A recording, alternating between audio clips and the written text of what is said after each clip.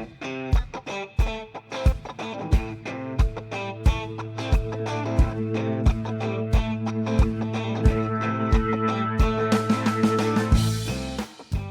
you looking to fine-tune? Whether for your business, your job, your team, or yourself. In each episode, we will be discussing different ideas and opinions using real-world examples to help you see opportunities, innovate, and succeed.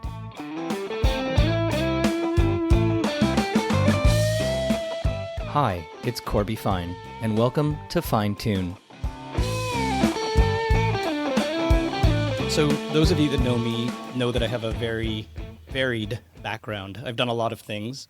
I have coded software. I've run a 2 million customer digital bank. I've worked in ad agencies.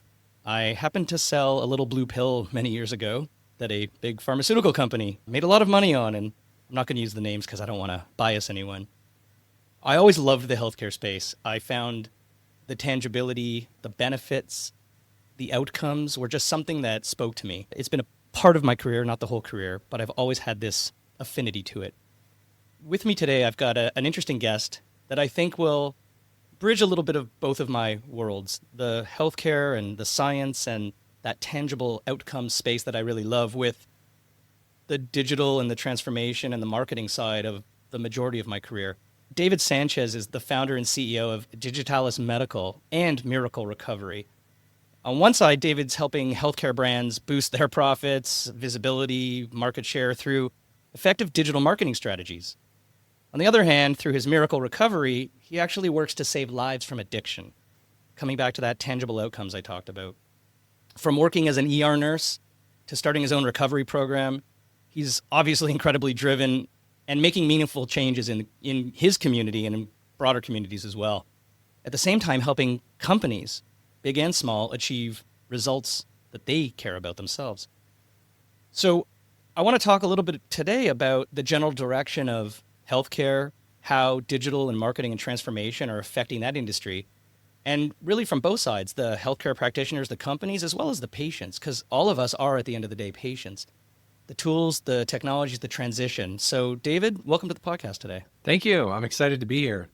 Anything I missed in the background? Because it's pretty broad. You know, I want to make sure that everybody understands who you actually are. It is pretty broad. Yeah, it's been a long journey. I'm sure not unlike yours. You know, it's amazing the journey that life takes us through. It is. So let's start. I mean, it's not every day that you meet someone who's worked both as an ER nurse and has run an ad or marketing agency, and a recovery program.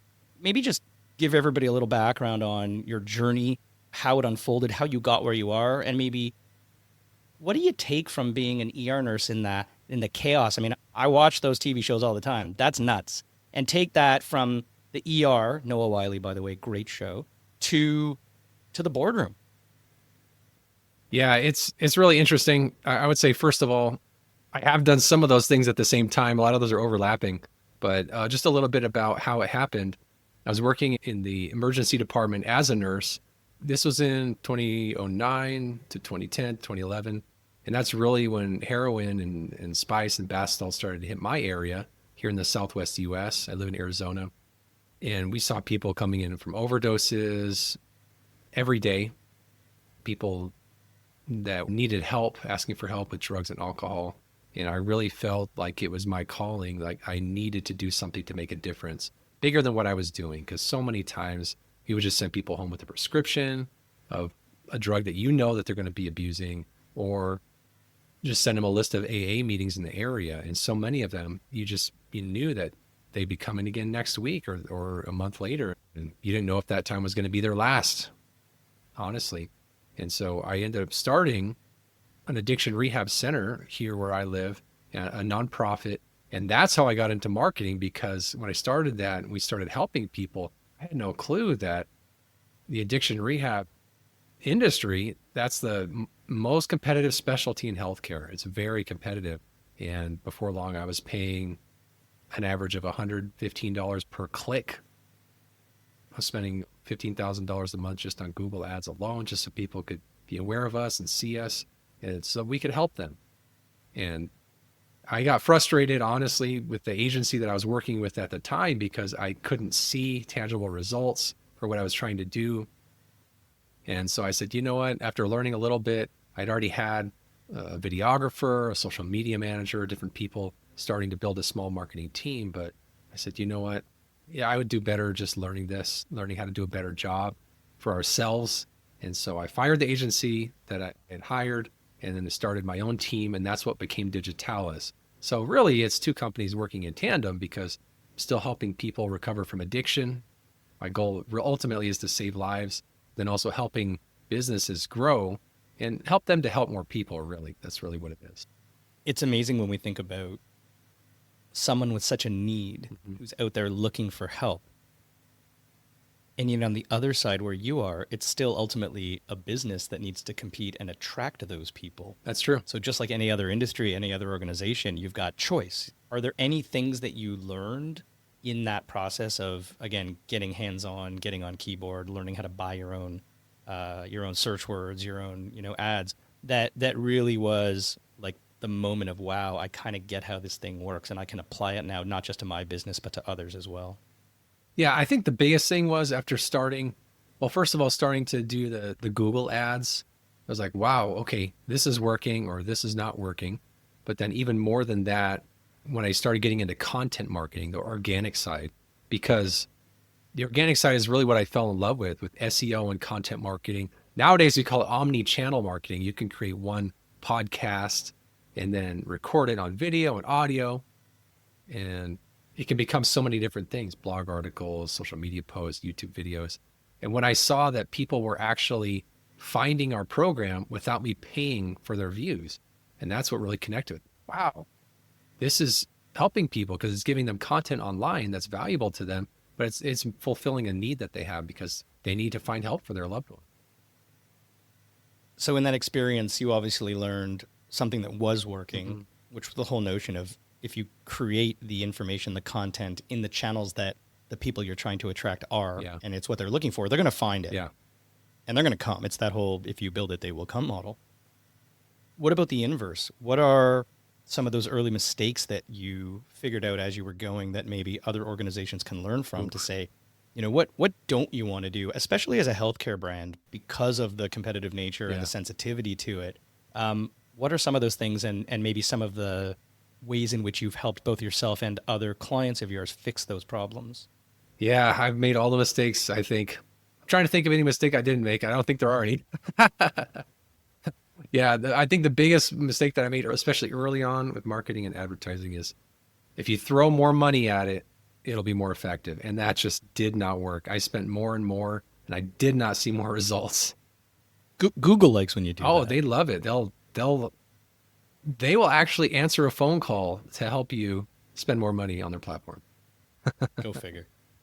So throwing more money at it is not the solution. It is not. What about in the organic space? How does one go about really understanding what's going to work, right? Is it just trial and error? Is there a lot of research? Is there a silver bullet? What is it? Well, there's no silver bullet. And I will say that's another one of the mistakes that I had in mind was that just creating content for the sake of creating content. That doesn't work either. Yeah, it has to be content that comes from research, like what you said. Really, you have to be able to see what people are searching for the most. So we call that keyword research. You have to start with the terms that people are actually searching for. And there are tools you can use for that, many different tools. Most popular would probably be Ahrefs or SEMrush. Those are two of the huge ones. But there's also some free ones out there. But either way, you have to be able to find out what people are searching for a lot, that you can actually show up in the top 3 positions for on Google, and then create content that really answers people's questions about those terms. Is there anything you think in the journey of setting up those capabilities that was very specific to healthcare? Is there anything unique about the vertical that might be a little bit different than financial services or telecommunications or utilities? Yeah, with healthcare, there's more liability in a lot of different ways. I would say it's kind of parallel to, like, say, the legal industry, because there's some things you can say, there's some things you can't say. You can't guarantee specific outcomes. You can't give away patient information. And there's a lot of restrictions on patented information or trademark names. And the knowledge that you have to have is very unique, I would say, too, because let's say it's an addiction treatment program or even a surgeon. I'm working with one surgeon right now. He invented a foot procedure and it's patented. And I have to know what I'm talking about with the anatomy if I'm being specific enough to explain how we can solve people's foot problems in a certain way. But at the same time, I have to translate it into language that your everyday person can actually understand. And so I'm removing the Latin from it and writing things in a way that makes sense to the average person that says, I have this problem, I need a solution. Okay, I actually understand this. Now I'm willing to give them a call and talk to them. Yeah, it's interesting. It's easy to think about some of your clients obviously being more institution-based, right? Mm-hmm. So like clinics and so on and so Yeah. forth. But sometimes it's the individual physician, that healthcare practitioner who has a lot on the line, especially in the US market where you've got to compete, you've got to market, you've got to deliver good service in order for both your existing patients to come back, but for that word of mouth and that propagation of who you are and the things you've done to help people. Yeah. So, you know, I watch a lot of network news. I listen to a lot of podcasts, and there's a ton of ads on right now for reputation management services. Yeah. Which for the average person, you know, sure, I want to get a job, I want to get a date, whatever it might be. I tell people all the time, Google yourself and see what comes up. You'd sometimes be shocked. But I can imagine in the healthcare space that whole notion of a healthcare practitioner, a physician, a doctor, a nurse, a chiropractor, whatever's reputation is critical. Mm-hmm. Is there anything that you've encountered in your agency days that, you know, might be valuable not just for healthcare practitioners, but for really anyone who's thinking about being proactive in managing how they show up when they get Googled, the online presence that doesn't require going to some credit bureau and paying, you know, thousands of dollars. I'm not sure they work anyway. What are some secrets that you've learned in that space? Yeah. What I'll do is recommend 2 solutions. These are some that I've tried out of the dozens that are out there. There's no affiliation. I don't get rewarded for saying this or anything, but for a reputation management suite, I highly recommend Rater 8, Rater 8, for healthcare providers. Them, compared to all the other ones that I've tried, they get the best results the most quickly when it comes to getting online reviews, especially on Google. So my clients typically, I have one neurology practice. They have, I think, 3 or 4 locations in the Phoenix area. And they had a lot of low reviews online just because they didn't have an automated system to ask people to give feedback. And they are the leading practice in the entire state. They're a national leader in their specialty. They're very excellent at what they do. But they just needed a system in place because they get over 2,000 referrals per month. They have massive volume, and it's only a handful of doctors serving these patients. And so once we set up an automated system, it's just started asking people for feedback online. And within, I want to say, 45 days, their rankings went all the way up to almost 4.5, 4.6, just because they were just asking people for feedback regularly. And so that really helped a lot because they're getting more feedback from more people instead of just the upset people leaving a review. And so it was much better. So that's for reputation management. Another solution I'd recommend to make sure that you're listed on all the online listings. And the other solution is SEMrush Local. So SEMrush has a software specifically. You can pay just for that. And they have 2 different versions. I can't remember the exact pricing, but it's more affordable than all the other solutions that I've seen. And they really cover comprehensively a lot of the different, like the top 70 different listings that are online. And they can take your information from your Google profile and propagate that throughout all of those. So it works really effectively. It's a lot easier to do that, pay $20 or $40 per month, rather than to try to manually manage all those different listings.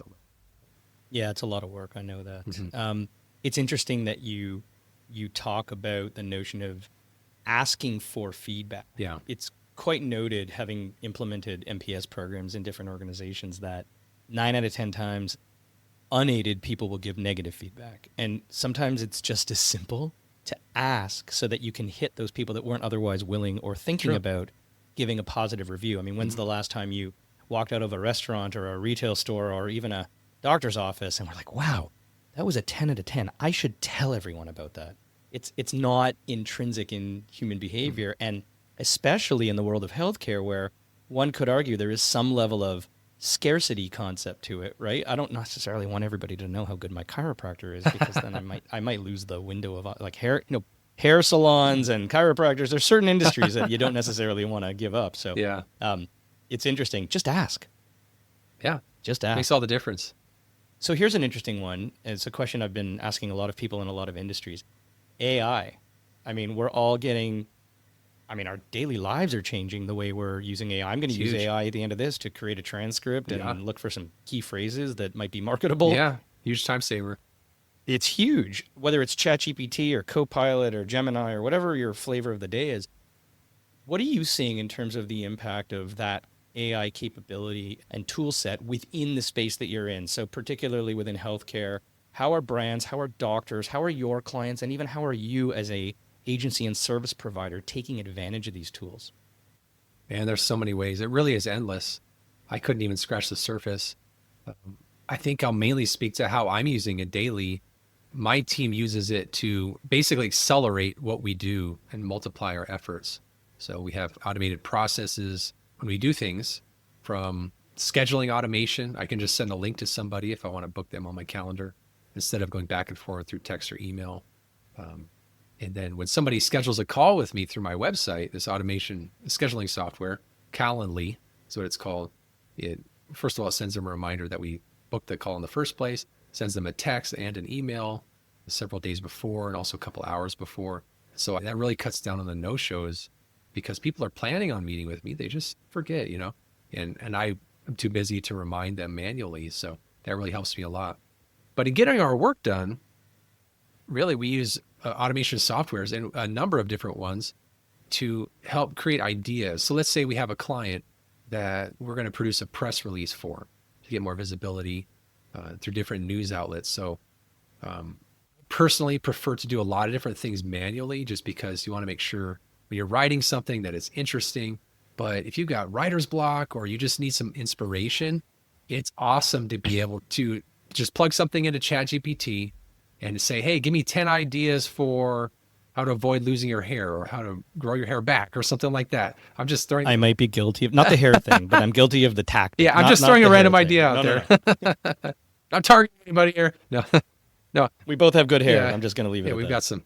And you can be very specific. So give me 10 ideas for a press release for hair regrowth options. It'll be like within 30 seconds, you've got all these different ideas. I can tell it to edit it. But the great thing is it can give you ideas and you can build off of that. But we use very complex versions of that idea for creating content for clients. And we can create hundreds of articles for a client that are very excellent within hours. And we can create a massive website for them with lots of different content to cover a complete range of authoritative content for them in a number of days.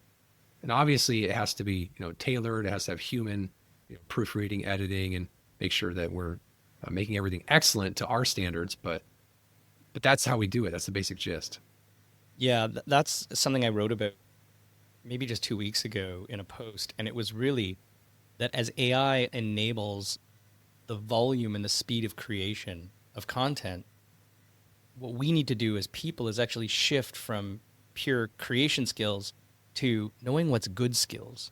Because to your point, when you talk about up to our standards, I'm not sure that everybody understands what that means. What are good definitions anymore? Like, what is actually credible, quality, something that people can understand and choose to want to consume, because it is that both authoritative but credible and easy to understand. That's to me where it's not about people with AI losing jobs. It's about shifting their skill set. Yeah, that's true. Yeah, for me, when I think about that, what I ask, the question that we ask on our team is, are you proud of this? When you create a piece of content, are you proud of it? And if someone reads it, will they say, wow, this is awesome? Is it shareable? Is it something worth getting excited about? If it's not, then it's probably not going to meet our standards. So we want to make sure that any content is really something that's click worthy also. So that's where the title comes in, because that's the most important thing, really. If somebody sees it, if someone searches for something and they see, 10 different items on the first page of Google, which one are they going to click on? When something has the highest click-through rate, that's one of the biggest signals to Google that they need to rank that higher. So the title, and then the content itself, is it easy to read? Does it flow well? Do people find it interesting and actually keep reading it? Even for emails, I've been using subjectline.com a lot, cool. and it actually works for titles too, because it takes the same kind of algorithm and literally tests you might put in an email. Oh, that's cool. Before you deploy it, and it ranks it, and it's quite remarkable. I've never heard of how that. accurate it is. Subjectline.com, tip of the day. Cool. Thank you. So, obviously, you've got an agency, you're servicing clients. How do people get in touch with you? What's your URL, and what's the perfect client that should reach out to you? Well, the best way to get in touch with me is through LinkedIn. David Sanchez RN. That's my that's my link there. Pretty simple. Our website is digitalismedical.com, and the ideal client is typically between $5 million to $50 million per year in revenue. We serve some that are larger, some that are smaller, but it's typically companies that either don't have a marketing team yet. We can just plug right in and be their marketing team, or we can plug into their marketing team and help with any gaps that they have. The most common places would be content marketing, SEO, Google ads, YouTube ads, Facebook ads, and we can really help them take it to the next level. I think one of the biggest things that we help with, most companies really aren't sure how much they're paying for in each advertising channel. And so they need their analytics and their reporting tightened up and dialed in. So that's where we help the most. We just do a marketing analysis to really see what's going on, see what's giving them a return on investment, and focus on what's most effective. That's awesome. Any last tips and trade secrets before we wrap up? I would say the biggest thing where the people are missing out on right now is what we're doing, podcasting. It is so effective because it checks all the boxes when it comes to content marketing and SEO. You're creating content that you can use on different platforms. You can turn it into a written article, a YouTube video, a social media post.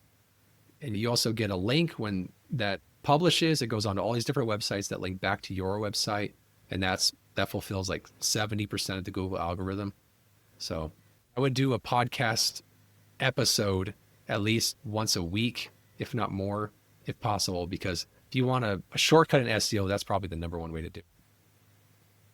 David Sanchez is a smart guy for being on my podcast, and I appreciate it. Is amazing and heartwarming, and at the same time taking those skills and then applying them to, a profit generating side as well. It serves a lot of purposes. I really appreciate the tips, the time, and look forward to meeting and speaking again. Thank you for having me. I appreciate it. All right, take care. See you later.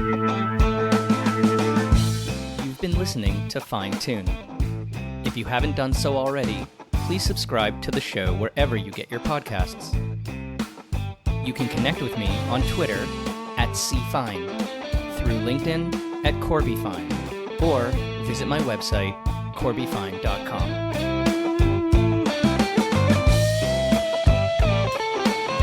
Fine Tune is produced by me, Corby Fine. Thanks for listening.